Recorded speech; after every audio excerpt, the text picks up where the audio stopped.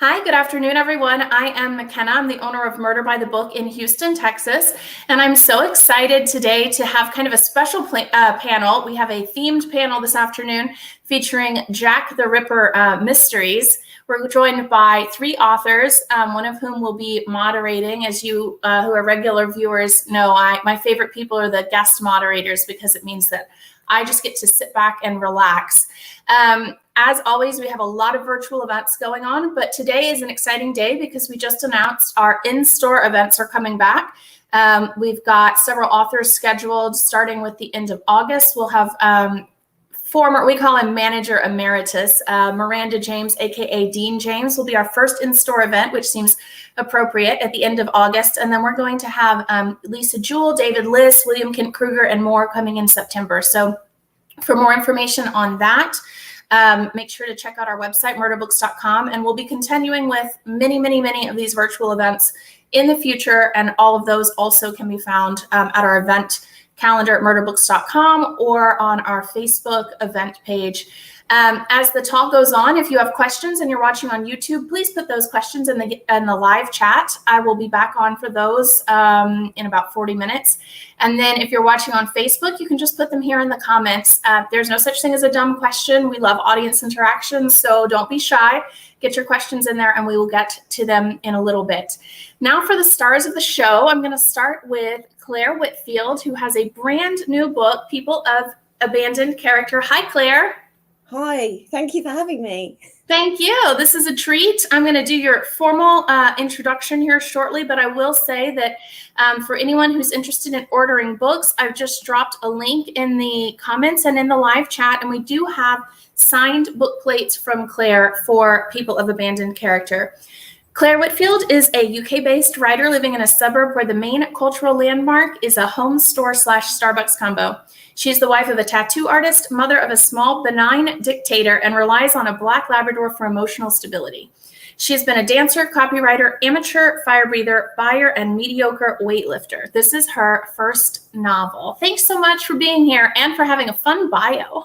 Yeah, I hear that, and I just think how much of that is still true. The only thing that's different is my benign dictator isn't so little anymore. She's a little bit bigger, but that's... Is she still a dictator? Yeah, she is a complete dictator. Children are such tyrants, so I've only got one.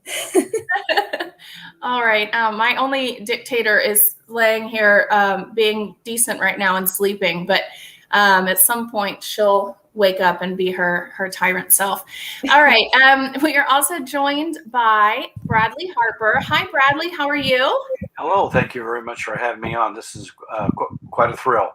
Oh, well, it's a pleasure to meet you, and thanks for being here. Bradley Harper is a retired U.S. Army pathologist with over 37 years of worldwide military / medical experience, ultimately serving as a colonel physician in the Pentagon. During his Army career, Harper performed some 200 autopsies, 20 of which were forensic.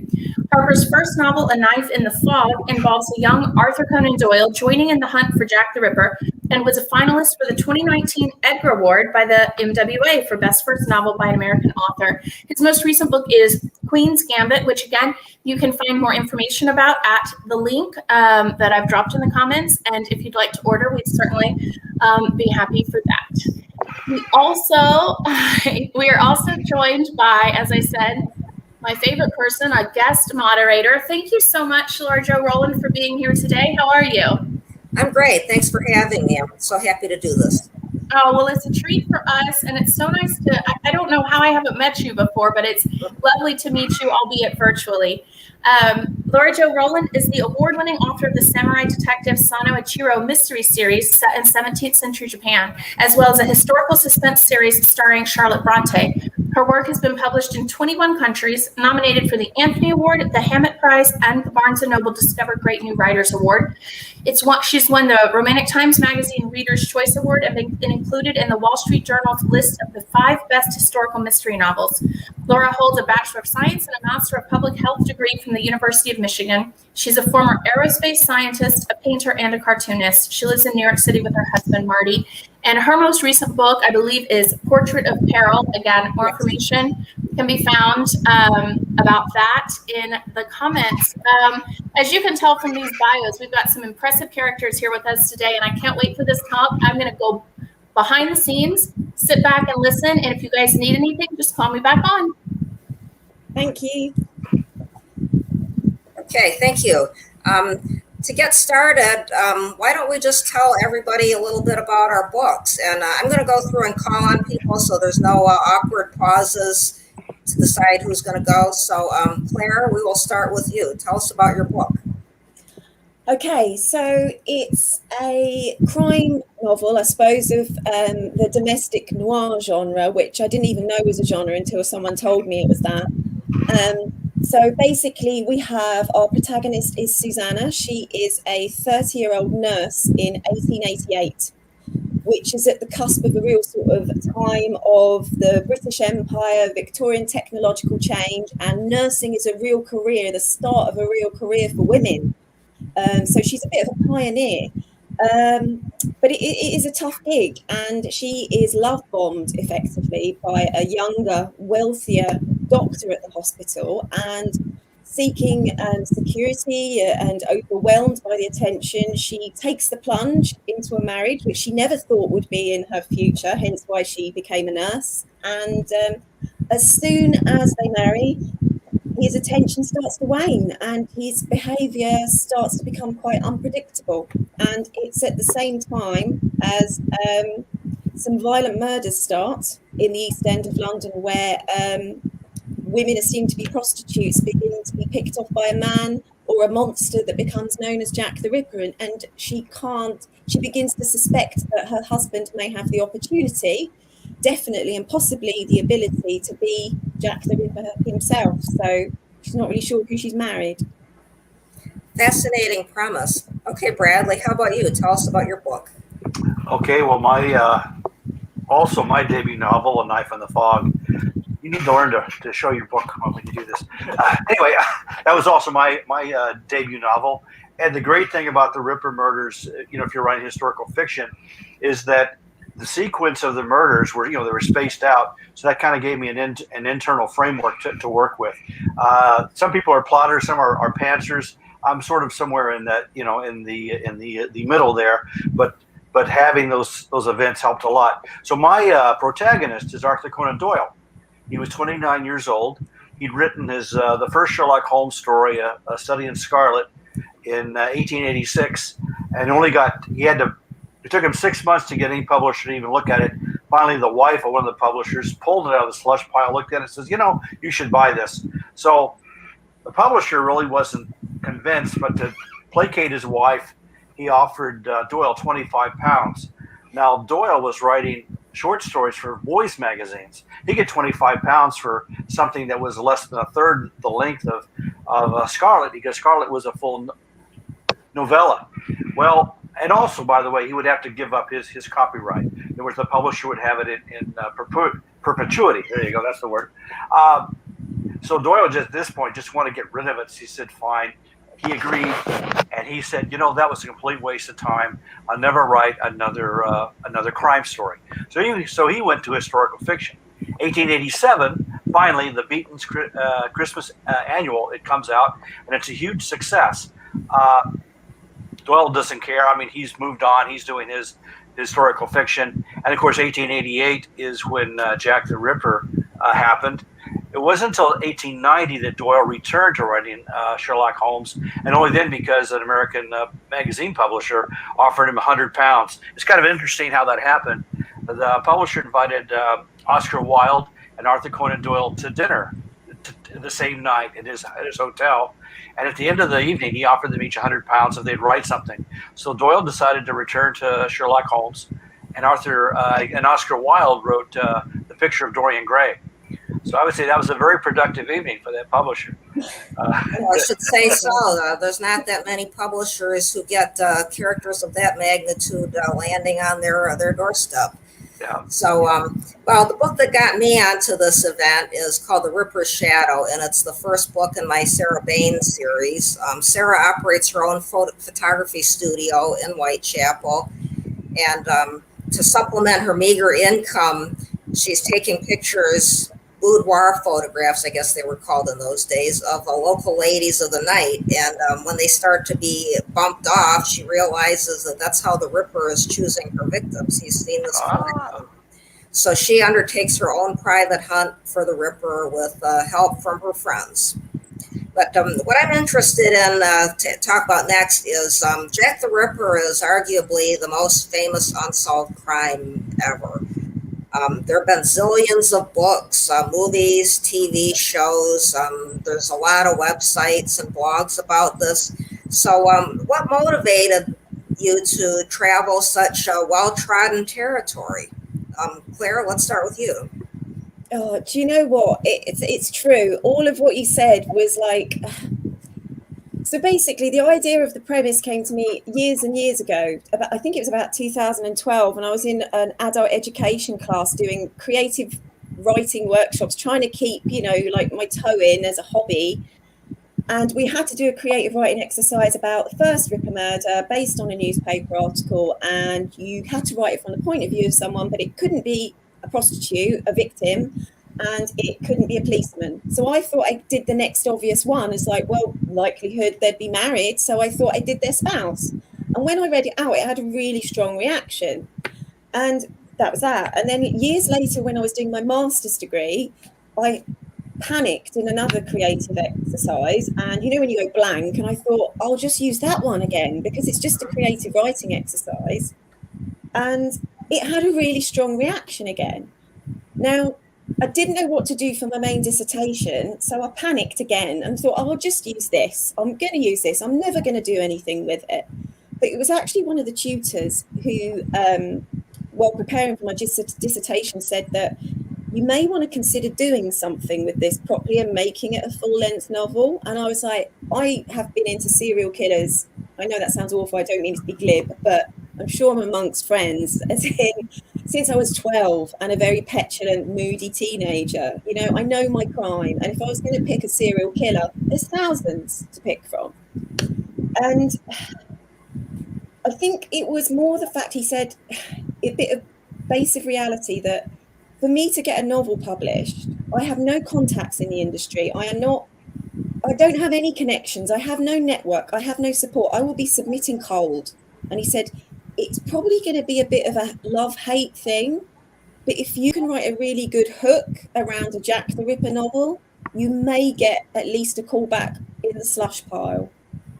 So I thought, yeah, he has a point. It is commercial, and that's really how I came to write about this, with a terrible fear of everything you said basically hanging over me. How am I going to do this without just churning up what's been done before? Well, we're glad you did. Bradley, how about you? Yeah. So anyway, 1880, 88 then was, the middle of that 4-year span between the first Holmes book and the second. And I had this idea that, Jack the Ripper was unsolved. He started, he stopped. We don't know why. So I thought of involving Arthur Conan Doyle in the hunt for Jack the Ripper to explain both why the Ripper suddenly stopped without knowingly being caught and why Doyle eventually returned to writing Sherlock Holmes. Connecting those two things, those two disparate things together, I thought would make a very good hook. And 79 agents turned me down. Number 80 said maybe. And she said, well, change this and this and see what we think. So after a couple back and forths, she made a third suggestion. I said, maybe we should sign a contract. And she said, yes, I think so. So I was just too dumb to quit. Actually, what I said was, I did not believe in myself, but I believed in my story. I believed in my characters. And I had fallen in love with them. I didn't want to let them down. By the way, really quick, besides Doyle, I have Professor Bell, who inspired the character of Sherlock Holmes, and a real woman who was named Margaret Harkness, who was living in Whitechapel at the time. She wrote about the working poor in her novels, and so she wanted to live like her characters. So the three of them together, they band together to help the Metropolitan Police to catch Sherlock Holmes, and the interaction of those three distinct personalities, I think, is really what makes the book interesting. Yeah, and I would agree with that. I think that for me, it's a combination of what the two of you said. Is I'm fascinated by serial killers too, and Claire, I gotta say, Britain has some of the best, goriest serial killers ever. I mean, I think it outdoes the rest of the world. And I was in my research, I was stunned to find out that Jack the Ripper was not the first or the worst. But more about that later. I wanted to solve Jack the Ripper, and I knew I wouldn't be able to do it. So pretty much I had to invent somebody to go back in time and do it for me. And that's what happened. I wanted a series. So like Bradley, well, this is not the first adventure or the last adventure for my characters. And I'm glad to hear that, I'm sure everybody's glad to hear that Bradley has another book with these same characters. Thank you. Let's talk about the advantages and the disadvantages of writing about a famous crime. The advantages, there's a lot of information available. The disadvantage is there's a lot of information available. It's an awful lot of stuff to wade through. The Ripperologists have compiled all the facts. I do not think they have left a single stone unturned. Their books and their websites are just fantastic resources. But when you're writing fiction, the facts and the research are just the starting points. So I'm interested. What facts did you two stick to, and which did you depart from in your books? Claire? I think you're right, isn't it? I suppose I clung to the fact that, and I think Bradley, you said it as well earlier, is in when you've got a structure there. You've got the basis of a structure there, which when you're like writing your first novel, isn't it? It's a bit like sort of stabilizers on a bike, you know, it's giving you some framework to get you going. And then as you go forward, you realize you've got yourself in knots because you've got to work all these things out because, you know, another historical factual event is about to happen and somehow you've got to get there. And it almost becomes a game, like a puzzle you've got to fit together. I would say I really love research, and I think that's my rabbit hole. I will fall down the rabbit hole quite quickly. I really love research. And I did honestly try. The only thing I had to change was actually, there were some names I had to change of real characters, because back in the Victorian times, like now, they had popular names and everyone was called Florence or everyone was called Sarah. So the editor made me change their names because there were too many Sarahs, and they were like the women who were in attendance in the hospital. I tried to keep their names as far as I could. So I really don't think I did, apart from the actual end, which is imagined she did it. But no, I don't think I really did divert. I tried to keep everything in. But the advantage of doing it from my point of view, or my protagonist's point of view, is that she was very much a Victorian housewife.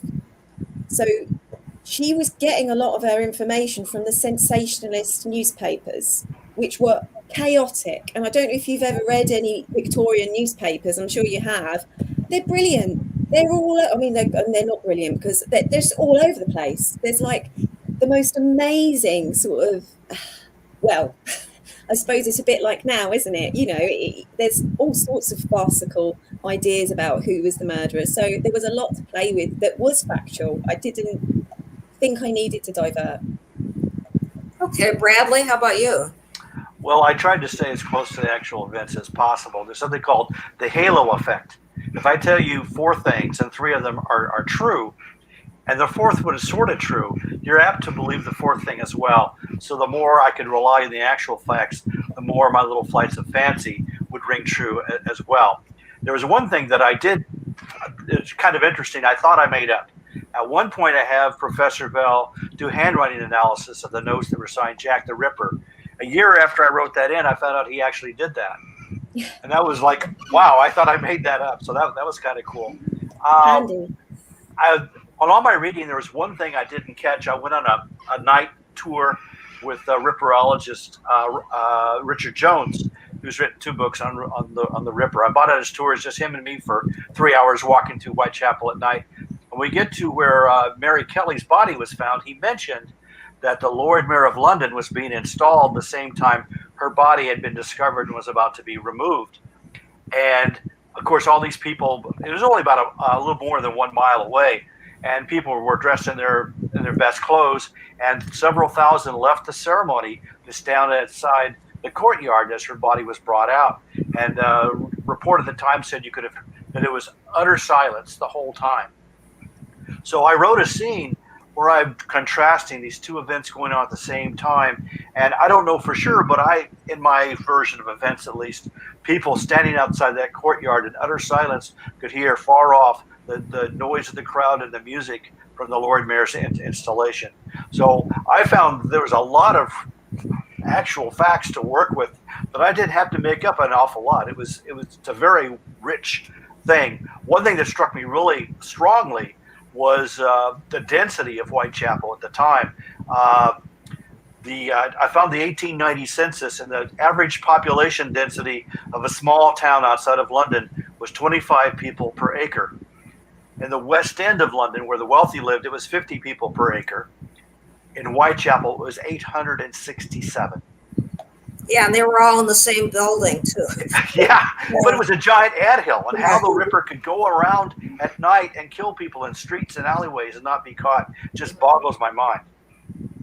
Yeah, I just love all those details, too. And I agree with you guys that I kept a lot of the victims, the forensics, the timeline, and I feel like you got to do that because it adds realism to the story.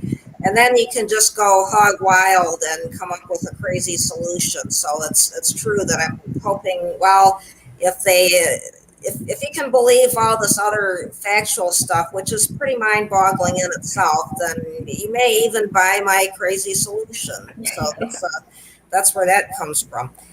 We talked about a little bit about characters already, and I think that the premise may hook people into the book. It may get people to read one book, but if you're writing a series, you can only solve Jack the Ripper once. So you have to have something to keep people coming back, and for me, that was the characters. The main characters were totally fictional. I think one thing that we've all done in the books is to incorporate real life people into them. That tends to be true of Ripper-themed novels. But I'm interested to see, talk about how the different ways that we use different characters. I took a very minor cop named Thomas Barrett, who figured very briefly into the murder of Martha Tabram, who may or may not have been the first Ripper victim, depending on who you ask. And I made him into my character's love interest and eventually her husband. I know of one other book where she made him the Ripper. And I said, the love interest is, it just really goes to show different things authors can do. So, Bradley, you mentioned your 3 real life characters in your book. So can you talk a little bit more about them? Especially Margaret. I'd like to hear a lot about her because I'm really fascinated by her. Well, Margaret was really interesting. She had when the Ripper murder started, she had just organized the Match Girls in their strike, which was unfortunately unsuccessful. They were working with yellow phosphorus, which was fatal. In fact, women would get what they called Fossy Jaw. They would eat at the workstation, get this yellow phosphorus in, and one character, in fact, in the book has Fossy Jaw, and Belle eventually saves her life by doing surgery on her. But yeah, so she was an author. In fact, initially, her books wouldn't sell with her name. She had to use the pseudonym John Law, and only afterwards did she get enough fame within socialist circles. She was a Christian socialist, and within that society, she was well known. In fact, she was very popular in Germany as well in her translations. And she was the first woman to be certified as a lecturer at the British Museum on Egyptian and Assyrian civilization. She was quite the world traveler. At one point, she lived in what today we'd probably call an ashram in India. Was another woman who was quite the free spirit.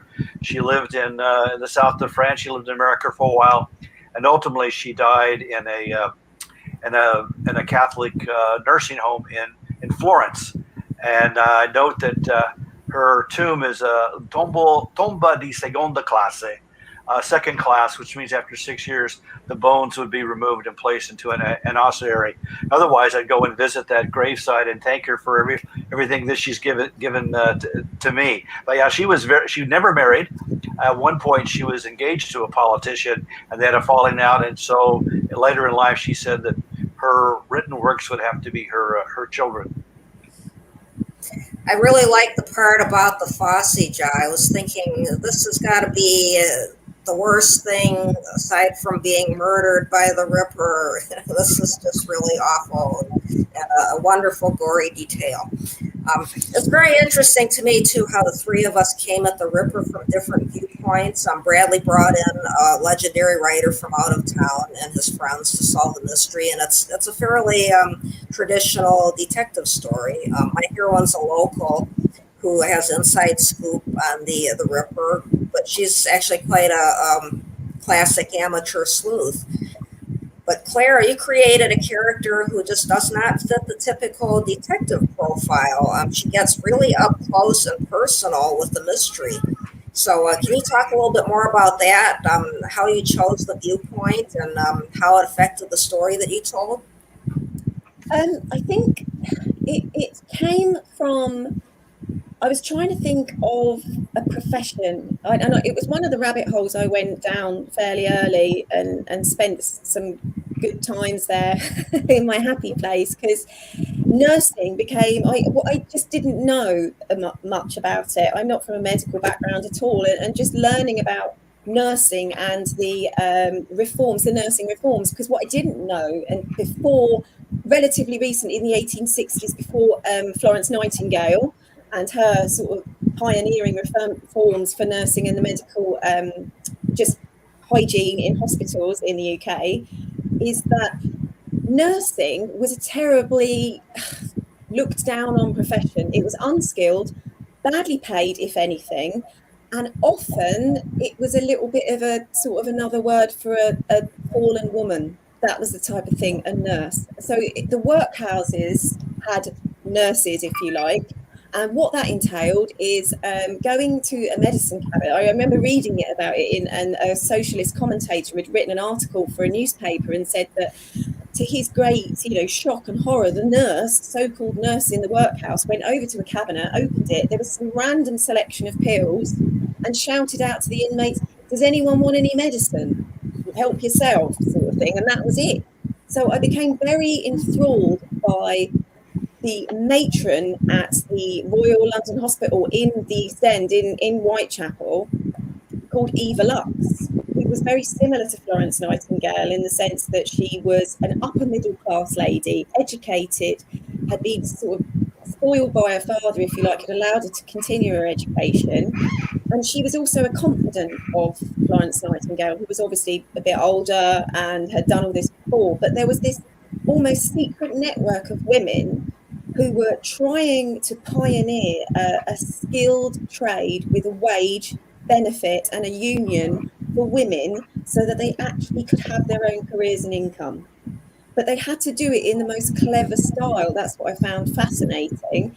And I just thought, that's my protagonist. That's what she wants. That's the type of woman I could envisage writing about, because I think it's funny, isn't it, when you're trying to look at characters from the past and you always imagine them to almost be different species. But obviously you can see when you have real characters like Eva Lux or Florence Nightingale that there were still women with ambition. They just didn't have the means to realise it. So they must have had the same feelings and frustrations and potential and talents that we have now. And that's what really hooked me into the whole nursing thing and reading about how that was working at the hospital. And so I did a lot of research and found out a lot about Eva Lux, but she didn't end up featuring in the book a lot, although she is in it, and I tried to stay true to what she was sort of pioneering at the hospital.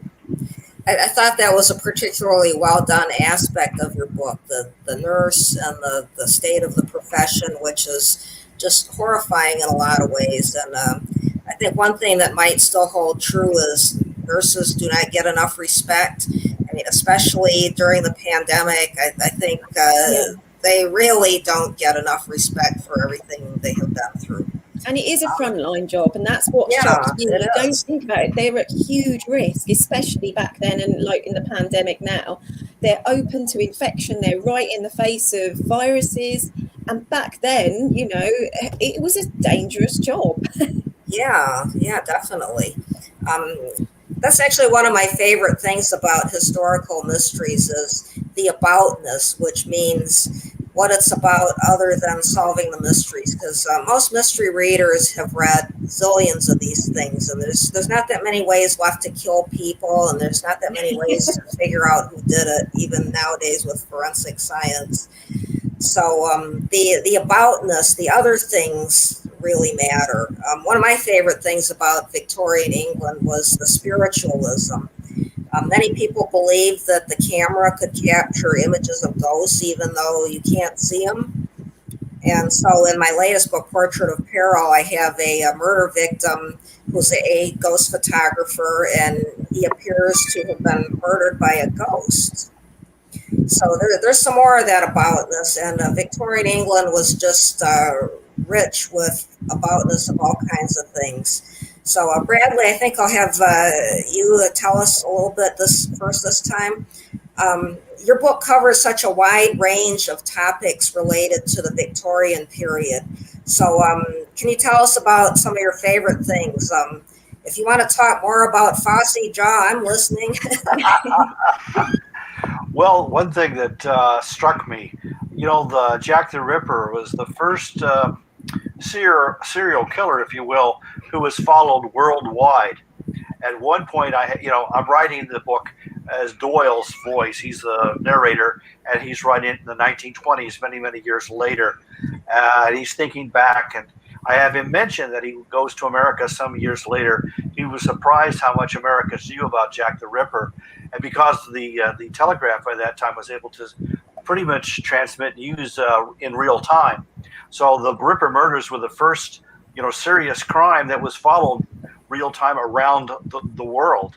I thought that was interesting. Another thing was the letters signed Jack the Ripper were probably forgeries. They were sent to the Central News Agency, and the Central News Agency was sort of like the Associated Press of today.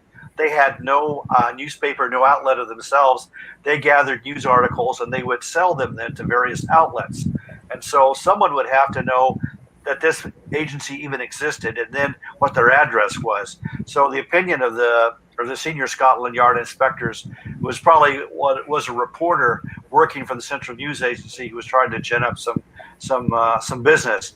But only afterwards, the Jack the Ripper letters would mention things, and then in subsequent murders, the victims would, like one, Mrs. Eddowes her ears were taken off, and they think that the Ripper was probably following the press, so he was one of his own fans, if you will. The first social media, well, I don't know, social, but media star. Yeah. And one other thing, very quickly, was the anti-Semitism. There had been a lot of Jews who'd fled Europe to escape persecution, and the way the suspects were portrayed in the newspapers were described what they called Hebrew appearance. And the earlier name for Jack the Ripper was leather apron. A lot of the Jewish men were tradesmen who wore leather aprons in their job, and more than once the bobbies had to grab a Jewish man off the street to protect him from a mob that wanted to hang him on the spot. And there was a bigger danger of people being killed in riots than there were by the number of people that Jack the Ripper could have ever personally killed. Yeah, that's another thing, like with the nurses, no matter how much things change, they stay the same. I mean, we're having the rise in anti-Semitism and other kinds of hate crimes. So, if we think we're better than the Jack the Ripper crowd, maybe we better think again. Yeah. There's so many similarities between those times and this time, and I think it's the wealth inequality piece. I mean, I'm sure there's millions of things, but it's definitely the polarization of the wealth that seems to trigger this kind of reaction. Definitely, and I can't imagine a place that had a bigger gap than Victorian England, unless it's now. So, Claire, what else about the aboutness would you like to tell us about? I mean, that whole thing about nursing is fascinating. Maybe a little bit about medicine. Medicine was in a really Wild West phase back then. Yeah, and I had no idea of any of this before I started doing the research. But yeah, it was what I really liked was this kind of weird relationship, almost, I don't know how to describe it, but a sort of a mutually beneficial relationship between the male doctors and surgeons and the female nurses, because obviously no one really, or it was very popular opinion was that didn't really want women having careers, didn't really want them, leaving the home. That was their duty. They were wives and mothers, and if you really want to duck out, be a nun. But that was kind of their role. But with surgery and medicine in such a crazy state, doctors realised that their patients had a much better chance of survival if they had the before and after care from nurses. So it was their sort of alliance that enforced, actually, or helped propel nursing to become this profession. But they needed male support to get there, and they needed the surgeons because they were the rock stars. They wanted to carry on being the rock stars, but their patients kept dying on them, even though they did the operation. So really, it was that was a really interesting dynamic that I wasn't really aware of. I think the wealth inequality is shocking, but also it reminded me so much of now, and also the newspapers. I mean, I can't get enough of Victorian newspapers, which is quite sad, and obviously means I don't bring the house down at parties. But I think it's quite comforting, because sometimes when you're in the news today, I find the news quite frightening. And it might not be overtly frightening, but subliminally, it's lots of fear and anger, fear and anger, fear and anger. And over time, that makes you really anxious and really sort of suspicious. But actually, weirdly, I found it quite comforting to read those newspapers and realise, apart from the language, we are no further forward. We have been doing that same kind of thing, hundreds of years. It was saying fear, anger, and you know what, we're still here. So it kind of made me maybe relax a little and think, you know what, I can't control it, it's just how it is. I think the media influence again was the thing that made Jack the Ripper big, like you say, the sea cables and the telegraphs. It was such an interesting time of fast change that people couldn't keep up. And I think that's like now with social media and technology, we're bombarded with so many messages and we just can't keep up. Yeah, definitely some interesting parallels there. Let's see. Okay, this is one of my favorite questions. People are still trying to solve Jack the Ripper. So do you all have a favorite real life suspect? Who is it, and why do you think that's the one? Bradley? My favorite suspect is no one. Mystery sells books. I think if the actual perpetrator was definitively identified, I think we'd lose something. I think the mystery, that questioning, that wondering, you kind of feel around the edges. I think that's part of the attraction to Jack the Ripper, and I have no interest whatsoever. When people ask me who I think it was, I say mystery sells books, and that's as far as I'm going to go. I would kind of have to agree with that. I come from a science background too, and that evidence has been just so messed with over the years. If they drag out some piece of evidence, there's no telling what's happened to it. It probably came from your grandmother's garage sale or something like that. Claire, what do you think? I'm completely in agreement, as in the monster is always much scarier if you don't see them and they don't have a name and you don't realise they work as a plumber. They're just underwhelming, aren't they? They can stay this mystery monster, and in your head they can be the scare. Each individual's head, they can be the most frightening. Sorry, that's my dog. The most frightening monster for each individual. So I'm in complete agreement. I thought your house was haunted when I saw that door moving. I would have been into Victorian supernaturalism. Yeah, it's Jack the Ripper coming out to make himself known. I think the part of the reason Jack the Ripper didn't get caught was because he didn't kill enough people. Like, you look at some of the other serial killers in British history. Like, have you heard of the baby butcher? I'm sure you've heard of Amelia Dyer. Yeah. Well, she killed 400 babies. Well, no wonder, somebody was bound to catch on eventually. I mean, it's terrible that it had to go on for that long before somebody did. But, if Jack the Ripper had really upped his count, I think, he would have, somebody would have noticed something, or, he would have stumbled.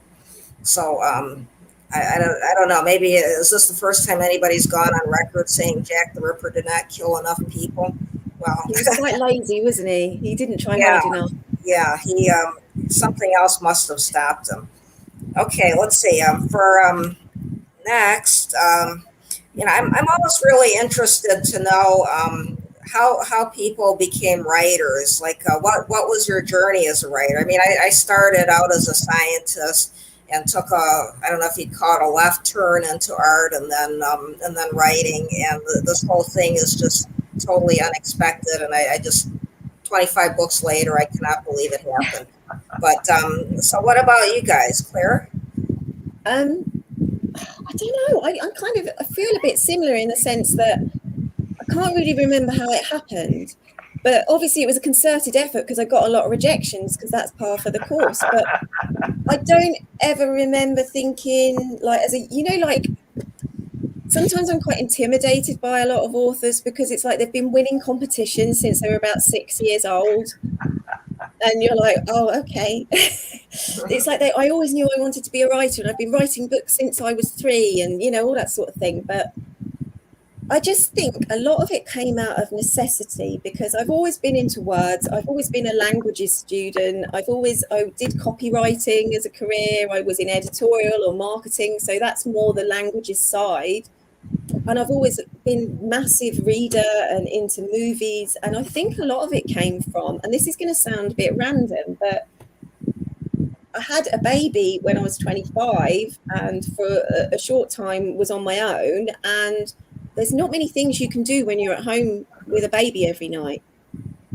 Like, I tried jewelry making and I got really annoyed with it because all the little beads kept going everywhere and I just didn't have the patience. I tried knitting, it just came up as so the baby is to blame. This is all her fault. No matter what happens or what goes wrong, to blame. He drove me to it, basically. Bradley, how about you? You've had such an illustrious career. I mean, you could have just stuck with any of those things. Military, pathology, why writing? Well, I retired from the Army after 37 years, 4 months and 9 days of active duty, and finance kept them all straight, thank goodness, because that determines how much pension I get. So my wife and I, we kind of did a world tour. We went to a lot of places we always wanted to see. We toured around South America, saw the Antarctica, went to the Falklands. Never going back to the Falklands, there's nothing there, but some penguins. But anyway, after about 13 months of traveling around, I said, I need something to do. I don't want to ever sit in an office and be answering emails all day. Take something from the inbox and put them in the outbox. I certainly didn't want to go back to clinical medicine. I've been out of it for too long. And in fairness to me and to the patients, I would really have to go back to about 6 months of refresher training. And I just didn't have the hunger to do that. And if you don't want to do it, you don't do it because you have to. That's really not good medicine. So for a Christmas present, I got a book by Mary Roach, who does nonfiction. I love Mary Roach. Oh, yeah. Packing for Mars. Loved it. I wrote it. Stiff. Was that the one about dead people? Stiff? Stiff, yes. Yeah. It was about how cadavers are used in research, yeah. So I wrote her fan letter and just mentioned I was a retired Army pathologist. She wrote me back and says, I'm trying to think of something for my next book. Long story short, I helped her with a book called Grunt about human research in the Department of Defense. And I saw how she, I took her around, introduced people, saw how she gathered information, how the book came out. I said, well, I could do that, but I didn't want to write a nonfiction book. I'd had this idea in my head for a while. I was saying, well, I'll sit down and start writing. The worst thing it can do is my grammar will improve.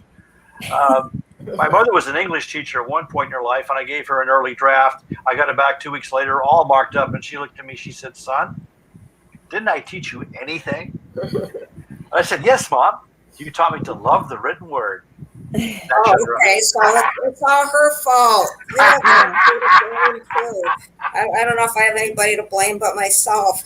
So anyway, long story short, I just kept at it till somebody said they would publish it. There you go. That's good. Congratulations to both of you for sticking with it. This job really does require sticking with it. Okay, a quick question. Of all the other adaptations and books about Jack the Ripper, do y'all have a favorite? And what is it? If so, Claire? I can't think of anything. That I'm just going to go with what's leapt into my mind, and it is a non-fiction book. But I really loved Hallie Rubenvold, the Five. It's brilliant, and it was always. Whenever I've read a Jack the Ripper book, and I don't read all of them. I've got a few favourites that I really that I really admire the level of research and detail on, and they're kind of like the ones, the go-tos. But I've always had a thirst to know more about these people, and what their lives were like. And she just did a fantastic job, and I just think that was a brilliant, brilliant book. Bradley, how about you? Favorite? Well, my favorite is the movie Murder by Decree. As much because I love the actors as I love the story. James Mason as Watson is just, I just love his portrayal. So that's probably my favorite work of fiction that involves Jack the Ripper. I have to say I'm partial to the Star Trek episode where Jack the Ripper was this disembodied force that just floated through space and time, killing people, and you could beam me up, Scotty, get me away from the stuff. So I thought that was a really clever one. Of course, held no water whatsoever as to solving the mystery or anything, but it was. I was a kid. What do you expect? Okay, so we have a little bit of time left, and I'd like to ask both of you, what is next for you? What projects are you working on? Anything interesting going on in your lives? So, Claire, what about you? Well, at the moment, I'm working on my second novel. So I've got about a month left before I submit to the publisher, and it's not based in the same era. It's based in the 90s.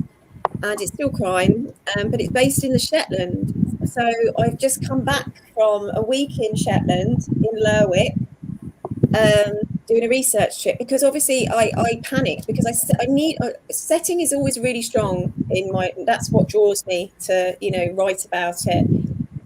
So Whitechapel has a really strong environment and setting, and then obviously I wanted another strong setting. So my husband is into bird watching, which he didn't tell me for many months when we were dating. I'd just like to point that out. It was too far gone when he confessed. And he's been there loads of times. He was like, you should use the Shetlands because it's, really remote. It's bleak. It's desolate. It's got a real sense of, atmosphere. So, and then COVID. So I have not been able to go. I've researched it to death, but yeah, I managed to get there for a week, and I just got back, and it was amazing. So that's what I've been doing. That's good. I really envy you that. Bradley, how about you? What's next? Well, I'm just about ready to submit to my agent my third book. This is a modern day thriller set in 2018 in Baltimore. I have a man who's a former boxer. He's an alcoholic now, living on the street, and New Year's night he sees a body being dumped into the Baltimore harbor. Well, he's drunk at the time, and it's off a boat of the killer, and the boat has a figurehead that's a mythological creature, and in his drunken stupor and the lights of the fireworks going off, it looks like a dragon. So he runs off, falls on his head, winds up a policeman finds him, takes him to the emergency room, and he tells the policeman, I saw a dragon kill a woman. Well, the next day the body's found, and a newly promoted police detective sees the report And so she interrogates him, and they realize, well, he must have seen something because it's about the area where the body was ultimately found. But he can't remember now where he was. There's a condition called conditional dependent learning, where oftentimes a person may learn something when they're either drunk or high on drugs, and when they sober up, they can't recall. But if you return to that physiologic state, they can. Well, my boxer, he's now trying to gain sobriety. He's been through detox. He's working very hard to get his life in order. And the police detective wants him to agree to go back to Harper at night and get drunk to see if they can take him to where he saw the body being dumped. And my tagline for this is, would you risk your soul to catch a killer? Oh, that's great. Well, if anything, it's a great reason to get drunk. Hey, maybe I'll remember all this stuff I forgot. Yeah, I need to remember stuff. Get a bottle of wine. Yeah, how about it? Well, I'm working on the next book in my Sarah Baines series, and on the side, I'm writing a graphic novel about Sylvia Plath. Ooh. So I guess another famous death, even though it was not a serial killing. So I think we all have wonderful things in our future, fingers crossed. And we have somebody to blame if it doesn't turn out so wonderful. But let's see, I think we have at least one question from the audience. So McKenna, would you like to chime in? We have a couple, but I think that you guys have answered them. You have been a wonderful moderator, and the questions you've asked have been fantastic. Yeah, absolutely. So let's see. I'm going to go ahead and ask these just in case either one of you elaborate. I know Bradley's already mentioned this. One of them is, have any of you visited the sites of the Ripper crimes as part of your research? So if Claire or you, Laura, want to chime in on that a little bit more, you're welcome to. Yeah, I mean, I grew up in South London, so I'm more than familiar. Well, I don't know it well, but yeah, I have passed through Whitechapel, Aldgate, East London. So it was just a tube ride. So I love that area of London anyway. So yeah, I did a Jack the Ripper tour, actually tried to meet the man who wrote one of the books that I use for nonfiction. So yeah, I have, yeah, it's the short answer. Yes. How about you? Bradley already. Oh, yes. My second book involves a fictional assassination attempt on Queen Victoria during the Diamond Jubilee. And so I armed my assassin with a high-powered air rifle. So I stood exactly, there's a plaque that shows where her carriage was during the ceremony. I looked around, and I saw a window down a side street that was the perfect place. So I walked to the building. Turned out that building had been the boarding school for the boys' choir at St. Paul's at the time of the Diamond Jubilee. They let me in. I went up to the room, and I looked out the window, and it was looking right down where the Queen's carriage would have been, the perfect place. And so I wrote that final climactic scene based on that actual place. And I had many people tell me that they could really see it in their minds as they read that section because it was based on a real place. How about you, Laura? Well, when I started writing my series, I did not know if it would ever be published. And when I went to England, I did not know I would ever be a writer. So I did not actually get to the Jack the Ripper areas. When I wrote my first Japanese series, I had not been to Japan yet, and I didn't go until 3 or 4 years later. And so maybe I'll get there eventually, and by that time, I'll be doing something else. Perfect. And then the last question is, sorry, I'm scrolling back up through the comments. People have really enjoyed the panel and the moderating. Let's see here. Almost there. And Gail had another question. Hi, Gail. Other than each other's, which fictional Jack the Ripper book is your favorite? How about we start with you, Bradley? Well, I haven't, to be honest, I haven't read a lot of fictional Jack the Ripper books other than my own. So I'm going to have to fall back on Murder by the Creek. Oh, to Dust and Shadow by Lindsay Fay. Yeah, she's amazing. The Whole Art of Detection. I think right now she's probably the best writer who's writing as Dr. Watson of anybody out there. She's just really, I'm a huge fan of Lindsay Fay. Yeah. How about you, Claire? I have to say, yeah, I can't really think of many fictions. I'd have to go back on that non-fiction book because it is stories. It's almost like, if anyone's not read it, it's a sort of a mini biography of each of the canonical victims. So starting with Polly Nichols, it's actually their mini biographies of each of the victims' lives up to their murder. And it is just, they are almost novels and stories in themselves. I thoroughly recommend it to anyone. It's not very dry. It's really easy to read like a story. Great. And Laura? I would have to recommend From Hell, written by Alan Moore and illustrated by Eddie Campbell. It's a graphic novel, and this is just a masterpiece of both storytelling and art. And I just cannot believe that Eddie Campbell drew all those pictures. He's a genius. So I would highly recommend that for anybody who likes graphic novels and anybody who would like to try graphic novels. Excellent. Those are our questions. And it's about time to wrap up. I just want to say again that Claire's new book is People of Abandoned Character. We have signed book plates for it. And then we also always stock Joh Rowland's books. Her latest is Portrait of Peril. And we also have Bradley's books as well, including Queen's Gambit. So thank you three for being here and doing this event today. It was wonderful. Again, thank you, Laura, for moderating in such a thoughtful, great way. We really do appreciate that. I'm going to sign us off. Everyone have a great afternoon. Thanks to those of you watching, and we'll see you next time. Bye. Bye-bye. Thank you. Thank you so much. You.